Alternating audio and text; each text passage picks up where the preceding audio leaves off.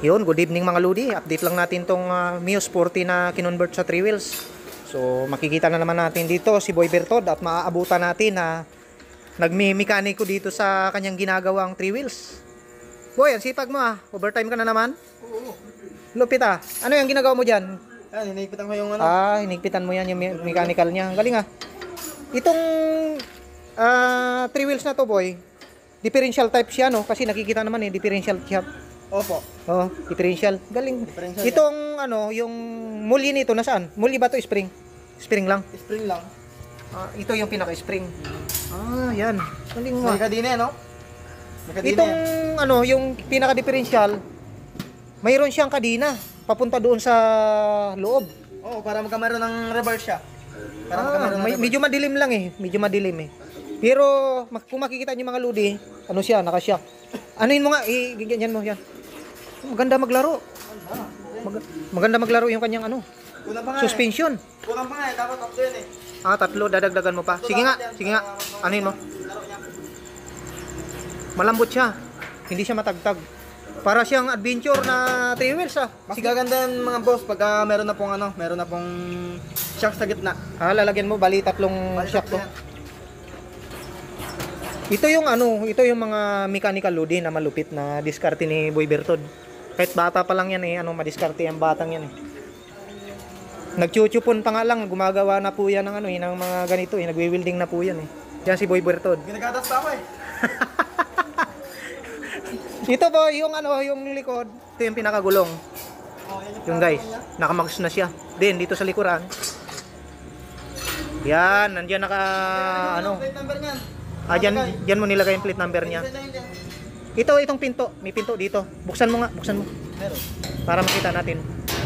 Yun, diyan siya. Tingnan natin. Yan. Tapos dito yung pinaka signal light sa likod. Signal light. Oo. Ito, pinaka compartment na to kasi may pintuan Yun, ayos nga Hindi pa tapos ma-load siya, may flooring pa yan dyan. Nalagayan ng mga gamit. May flooring pa dito. Pinakalala compartment na talaga. Meron pa po yung flooring dyan. So yun guys, yung pinaka differential. So ayan, makikita nyo.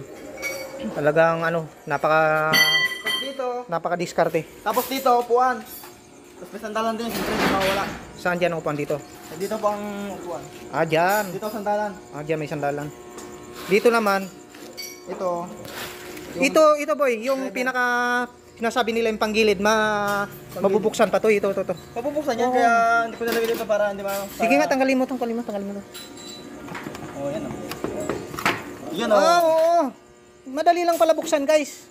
So ayan, ito lang yung pinaka niya, mga bolt niya sa panggilid niya. So madali lang baklasin pala to. Wala sa gabal yan. Madaling mag-maintenance. Okay nga. Okay. Pasado sa sa engineer. Lupit mo Boy Engineer Ikaw talaga yung engineer na mechanical engineer pala. Okay. Dito. Ito Boy, anong nito? Ito yung pinaka-upuan niya, putol na Sandalan to. Pinutol na May sandalan pa yan dyan. Wow, ang ganda, stainless siya Pinaka-sandalan. May salamin na rin siya mga Sige nga, buksan mo. Yung gasoline niya, saan mo ilalagay Boy? Pinag-iisipan mo pa? Wala pang gasoline Wala pa, gagawa mo pa lang.